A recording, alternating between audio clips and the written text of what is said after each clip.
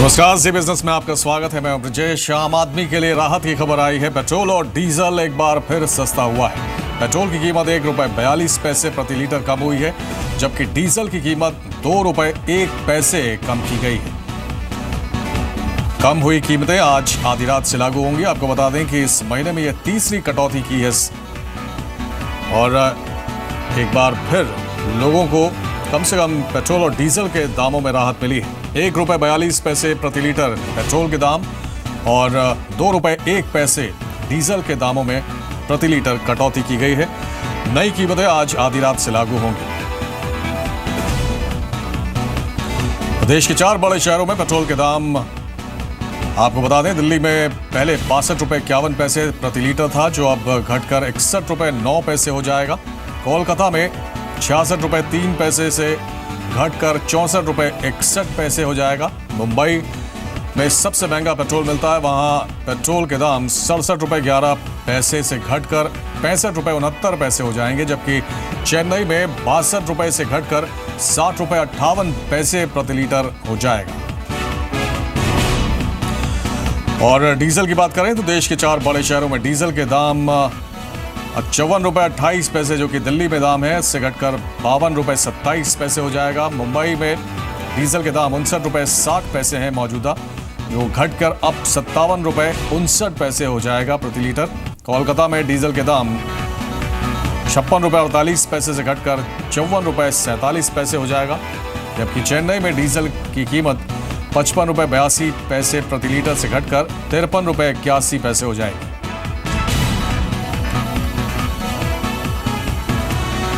महिला को कुचलने के आरोप में दिल्ली पुलिस ने कॉस्मिक बिल्डर के मालिक को गिरफ्तार किया है। बिल्डर पर आरोप है कि कल उसने एक महिला बायर के ऊपर कार चढ़ा दी थी। मामला दिल्ली के न्यू राजेंद्र नगर का है और बताया जाता है कि ये महिला बायर अन्य बायर्स के साथ बिल्डर के घर गई थी, लेकिन बिल्डर मौके से भाग निकला और इसी दौरान ये महिला बिल्डर की कार के सामने आ गई। कॉस्मिक ग्रुप के बिल्डर के खिलाफ दिल्ली और आगरा में पहले से कई मामले दर्ज हैं। बायर्स का कहना है कि बिल्डर ने पैसे ले लिए, लेकिन पोजीशन के नाम पर लोगों को सिर्फ धोखा दिया है।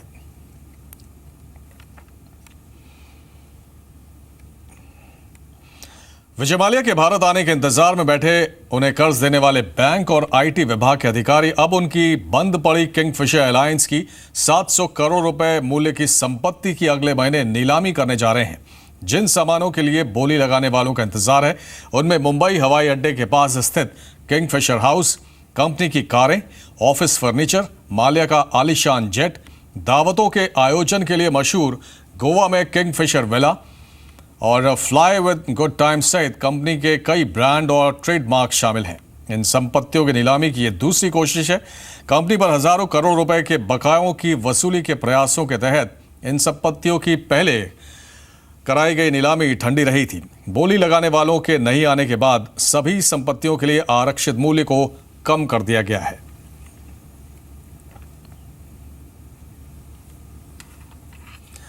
सेबी ने एक बार फिर पीएसीएल से जुड़ी संपत्तियों की खरीद फरोख्त में एहतियात बरतने के लिए कहा है। मार्केट रेगुलेटर सेबी की कोशिश है कि निवेशकों के 60,000 करोड़ रुपए लौटाए जाएं। सेबी का कहना है कि अगर पीएसीएल से जुड़ी कोई संपत्ति व्यक्ति खरीदता है तो वो अपनी जिम्मेदारी पर खरीदे। हाल ही में सुप्रीम कोर्ट के आदेश के बाद सेबी ने पहल करते हुए पीएसीएल और उसके प्रमोटर्स को देश और देश के बाहर संपत्ति को बेचने पर रोक लगाई है।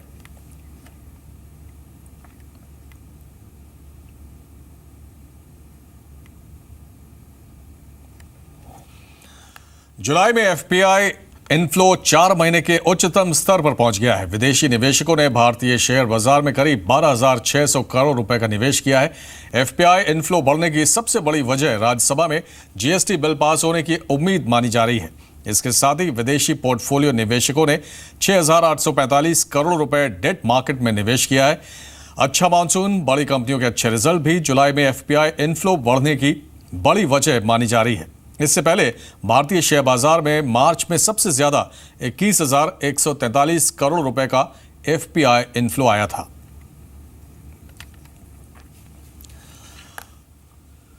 इंद्रधनुष रोड मैप के तहत सरकार पीएसयू बैंकों में अगले 4 सालों में 70,000 करोड़ रुपए डालने जा रही है।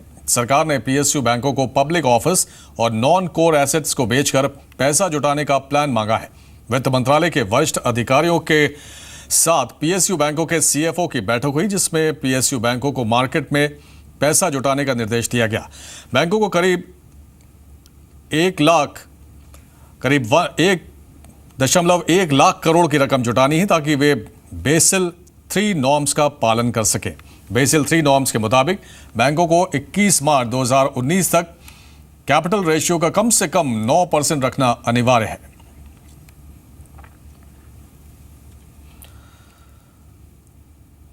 नेशनल पेंशन स्कीम के साथ साथ सरकार की कोशिश उससे जुड़े एजेंट्स को भी बढ़ावा देने की है। इसी के चलते पीएफआरडीए ने ईएनपीएस से जुड़ने वाले सब्सक्राइबर्स के लिए सर्विस चार्ज लगाने का फैसला किया है। एजेंट 5 रुपए से लेकर 5,000 रुपए तक ऑनलाइन चार्ज कर सकेंगे। सर्विस चार्ज सिर्फ उन सब्सक्राइबर्स पर लगेगा जो पैन और केवाईसी वेरिफिकेशन के जरिए एनपीएस से जुड़ेंगे। पीएफआरडीए के मुताबिक पेमेंट गेटवे चार्ज के अलावा सब्सक्राइबर्स से सर्विस चार्ज वसूले जाएंगे। ईएनपीएस प्लेटफॉर्म के जरिए सर्विस चार्ज हर महीने में कटेंगे। संबंधित पीओपी यानी पॉइंट्स ऑफ प्रेजेंस को ईएनपीएस प्लेटफॉर्म के जरिए वसूले गए सर्विस चार्ज का भुगतान तिमाही आधार पर होगा। मुंबई के पास भिवंडी में 2 मंजिला इमारत गिरने से मरने वालों की संख्या 9 पहुंच गई है। भिवंडी के शांतिनगर इलाके के गैबी नगर में जर्जर हो चुकी इमारत आज सुबह अचानक गिर पड़ी। मलबे में करीब 35 लोग फंस गए। बिल्डिंग को पहले ही खतरनाक घोषित किया गया था और ये खतरनाक बिल्डिंग की सूची में शामिल थी। ऐसे में सवाल उठता है कि जब ये बिल्डिंग रहने के लिए खतरनाक थी तो इसमें लोग कैसे रह रहे थे? भिवंडी का नगर निगम क्यों आंख मूंद कर बैठा रहा?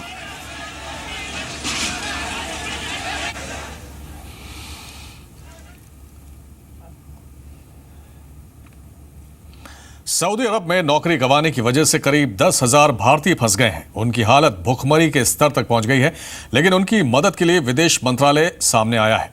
विदेश मंत्री सुषमा स्वराज ने सऊदी अरब में भारतीय दूतावास को आर्थिक तंगी से जूझ रहे भारतीयों को मुफ्त खाने के साथ दूसरी मदद देने को कहा है। जेद्दा में भारतीय दूतावास ने ट्वीट कर जानकारी दी है कि पिछले 3 दिनों के अंदर भारतीय समुदाय के सहयोग से 15,475 किलो से ज्यादा की खाद्य सामग्री और 1850 से ज्यादा भोजन के पैकेट पिछले 3 दिनों के अंदर जरूरतमंद भारतीयों में बांटे गए हैं। सुषमा स्वराज ने सऊदी अरब में रह रहे 30 लाख भारतीयों से भी इन लोगों की मदद करने की अपील की है। इमरान खोखर नाम के व्यक्ति ने ट्विटर पर विदेश मंत्री सुषमा स्वराज को 800 भारतीयों के फंसे होने की जानकारी दी थी। खाड़ी देशों में राजनीतिक अस्थिरता से कंपनियां बंद हुई हैं और बड़ी संख्या में भारतीयों को नौकरियां गंवानी पड़ी हैं।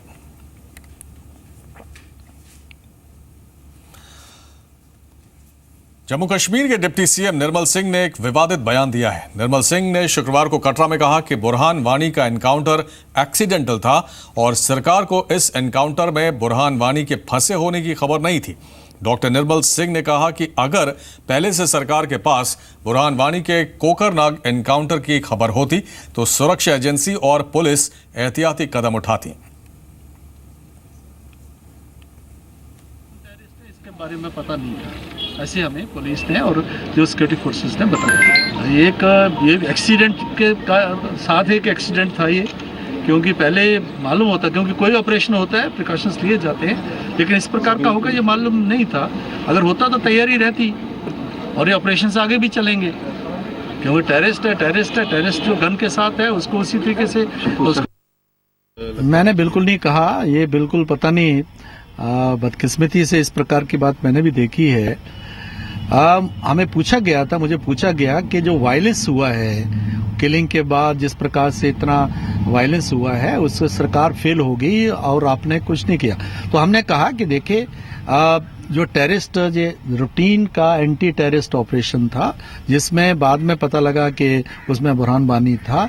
अगर ये पता होता पे इस प्रकार का जो एक पोस्ट बॉय था उसकी प्रकार की जो अगर है उसमें, तो सरकार ने प्रिकॉशन लिया होता, जो और प्रिकॉशन लेके ताकि ये वायलेंस नहीं होता। मैं सिर्फ उसकी बात बता रहा था। ये तो पता नहीं कैसे जो है इसको इंटरप्रेट करके कौन से अपने मुताबिक जो है फैक्ट्स को जो पुट करने की कोशिश जो है कुछ चैनल्स कर रहे हैं।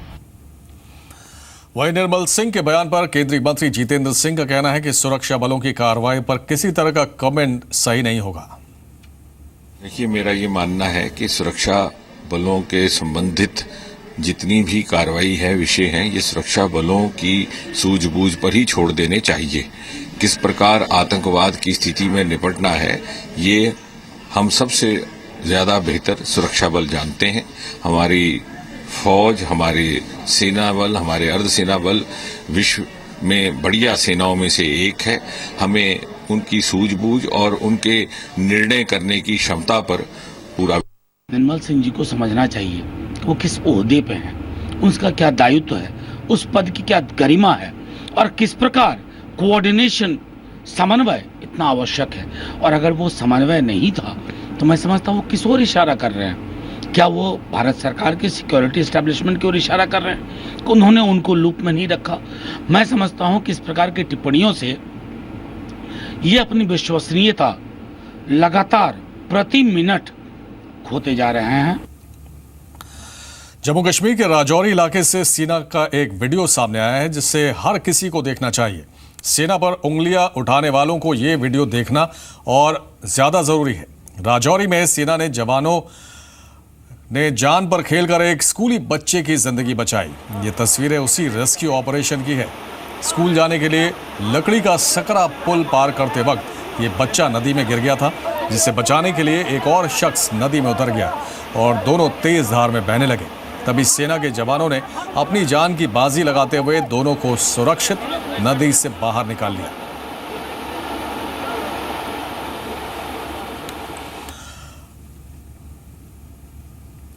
एक्टर आमिर खान के देश छोड़ने वाले विवादित बयान पर रक्षा मंत्री मनोहर पर्रिकर ने निशाना साधा है। एक कार्यक्रम में मनोहर पर्रिकर ने आमिर का नाम लिए बिना कहा कि इस तरह का बयान अहंकार से भरा है। पिछले साल नवंबर में आमिर खान ने ये कहते हुए कि असहिष्णुता के कथित बढ़ते माहौल पर कहा था कि वो ऐसी बढ़ती घटनाओं से परेशान है और उनकी पत्नी किरण राव ने सुझाव तक दिया है कि देश छोड़ देना चाहिए। डॉक्टरने ही चूक केली की माझी बायको परदेशी जाऊन तिला राहायचं आहे. It was an arrogant statement. However poor my family is, however poor or whatever it may be small my house is, I have to love my house. प्रधानमंत्री नरेंद्र मोदी ने आज रियो ओलंपिक में हिस्सा लेने गए भारतीय खिलाड़ियों का हौसला बढ़ाने के लिए रन फॉर रियो को हरी झंडी दिखाई। के मेजर ध्यानचंद नेशनल स्टेडियम से रन फॉर रियो को हरी झंडी दिखाकर रवाना किया। दौड़ में करीब 20,000 स्कूली बच्चों और खिलाड़ियों ने हिस्सा लिया। पीएम मोदी ने रियो ओलंपिक में हिस्सा लेने गए 119 भारतीय खिलाड़ियों को शुभकामनाएं दी और युवाओं से 2020 में टोक्यो में होने वाले ओलंपिक के लिए तैयारी शुरू करने की अपील की। 500 करोड़ देशवासियों की शुभकामनाओं के साथ ये हमारे 119 खिलाड़ी भारत की प्रतिष्ठा को बढ़ाने में अपना सब कुछ झोंक देंगे, ये मुझे विश्वास है। मैं मेरे देश के नौजवानों को आह्वान करता हूं, टोक्यो के ओलंपिक में क्या अगली बार 200 से ज्यादा खिलाड़ियों को पहुंचाने का संकल्प हम आज ही कर सकते हैं क्या? ब्राजील के रियो डी जेनेरियो में 5 अगस्त से 21 अगस्त तक 31वें ओलंपिक खेलों का आयोजन होगा। भारत के 119 खिलाड़ी 15 खेलों की 66 प्रतियोगिताओं में हिस्सा लेंगे। भारत ने इस बार ओलंपिक के लिए अब तक का सबसे बड़ा दल भेजा है। 2012 लंदन ओलंपिक के लिए भारत ने 83 खिलाड़ियों का दल भेजा था। प्रधानमंत्री नरेंद्र मोदी ने आज मन की बात कार्यक्रम में कहा कि रियो की गूंज कुछ दिनों बाद हमारे कानों में गूंजेगी। रियो में जो खेलने के लिए गए हैं उनका हौसला बुलंद करने का काम भी देशवासियों का है। हम सभी देशवासी रियो ओलंपिक के लिए गए हुए हमारे सभी खिलाड़ियों को शुभकामनाएं दें। आपकी तरफ से ये काम मैं भी करने के लिए तैयार हूं। इन खिलाड़ियों को आपका संदेश पहुंचाने के लिए देश का प्रधानमंत्री पोस्टमैन बनने को तैयार है। आप मुझे नरेंद्र मोदी ऐप पर खिलाड़ियों के नाम शुभकामनाएं भेजिए, मैं आपकी शुभकामनाएं उन तक पहुंचाऊंगा। मैं भी 125 करोड़ देशवासियों की तरह एक देशवासी, एक नागरिक के नाते हमारे इन खिलाड़ियों का हौसला अफजाई के लिए आपके साथ रहूंगा। बुलंदशहर गैंग रेप केस में यूपी के सीएम अखिलेश यादव ने बड़ी कार्रवाई की है। सीएम ने बुलंदशहर के एसएसपी वैभव कृष्ण समेत कई पुलिस अधिकारियों को सस्पेंड कर दिया है। एसएसपी के साथ ही सीएम ने बुलंदशहर के एसपी सिटी, डिप्टी एसपी और 2 इंस्पेक्टर्स को भी सस्पेंड किया है। इससे पहले सीएम ने आरोपियों की गिरफ्तारी के लिए 5 बजे तक का अल्टीमेटम दिया था, जिसके पूरा होने के बाद ये कार्रवाई की गई है। और नेशनल हाईवे 91 पर मां बेटी से बलात्कार हुआ और यूपी सरकार सोती रही। उत्तर प्रदेश के बुलंदशहर में नेशनल हाईवे 91 की इसी जगह पर आधी रात को मां बेटी से गैंगरेप हुआ। हाईवे के पास खेत में गैंगरेप को अंजाम दिया गया। घटनास्थल पर सोने की चेन, लेडीज पर्स और शराब की बोतलें मिली, लेकिन ये सबूत गैंगरेप की जांच कर रही पुलिस को जरूरी नहीं लगे।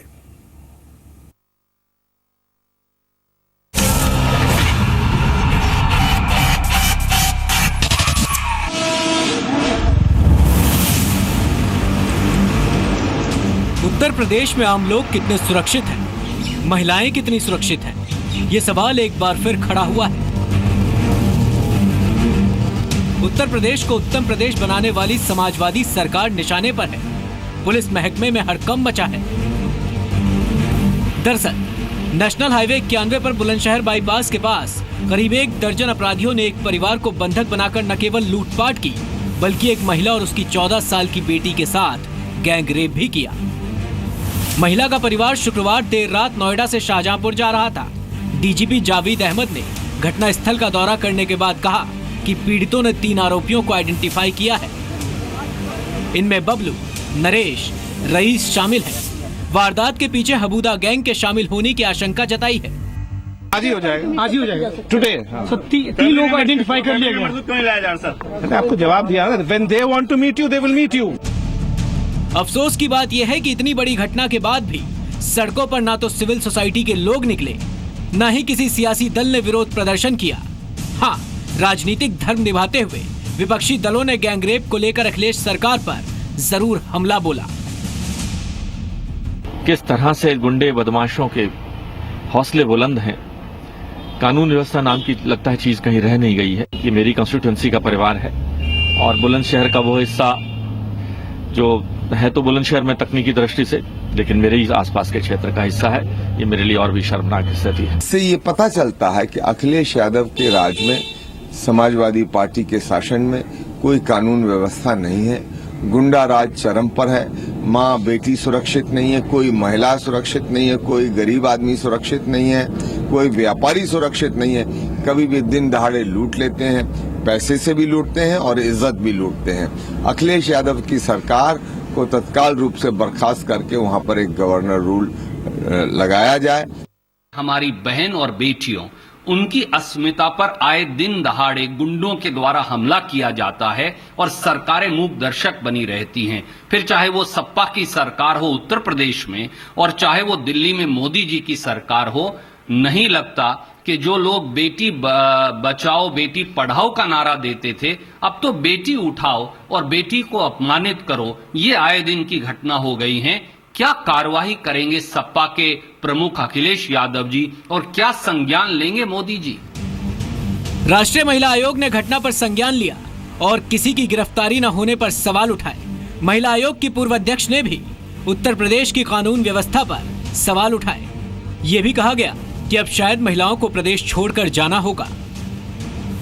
अपने आप में ये उत्तर प्रदेश की बिगड़ी हुई कानून व्यवस्था की ओर इशारा करता है। आज उत्तर प्रदेश में महिलाएं कहीं भी सुरक्षित नहीं हैं। अकेले तो सुरक्षित नहीं है, अपने परिवार के साथ भी सुरक्षित नहीं है। यूपी के हालात बहुत बुरे हैं। अब ऐसे इससे बदतर केस क्या होगा कि माँ बेटी का गैंगरेप सामने परिवार के हो रहा है। मैं सोचती हूँ कि इससे शर्म की बड़ी और कोई बात नहीं हो सकती। उत्तर प्रदेश में कानून व्यवस्था का क्या हाल है, वो इसी से साफ है कि यहाँ रोज रेप या गैंगरेप की 10 घटनाएं होती हैं। देश में महिलाओं के खिलाफ होने वाले 10.51% अपराध यूपी में होते हैं। देश में दहेज के लिए सबसे ज्यादा बेटियां यूपी में मारी जाती हैं। ऐसे में बुलंदशहर जैसी घटनाएं आम लोगों के मन में डर पैदा करती हैं। परिवार के साथ बाहर निकलने में खतरा महसूस होता है। पुलिस से भरोसा उठता है। यूपी सरकार के पास क्या है कोई जवाब? Bureau report, C media.